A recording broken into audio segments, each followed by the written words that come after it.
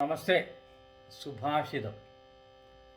ന വിശ്വസേത് കുമിത്രേ ച മിത്രോ ചാപി ന വിശ്വസേത് കദാചിത് കുപിതം മിത്രം സർവം ഗുഹ്യം പ്രകാശയേത്.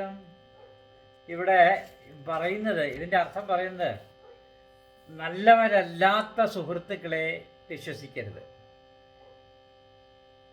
സുഹൃത്തുക്കളാണെങ്കിലും എല്ലാം തുറന്നു പറയരുത്.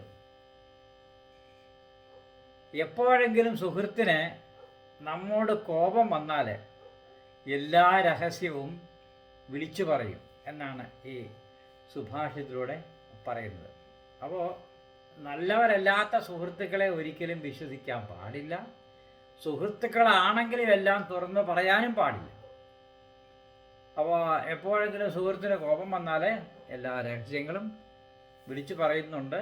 അതുകൊണ്ട് അങ്ങനെ ഉള്ള ഇത് മനസ്സിലാക്കി വേണം ആളുകളെ വിശ്വസിക്കാനെന്ന് സുഭാഷിതം അർത്ഥമാക്കുന്നു.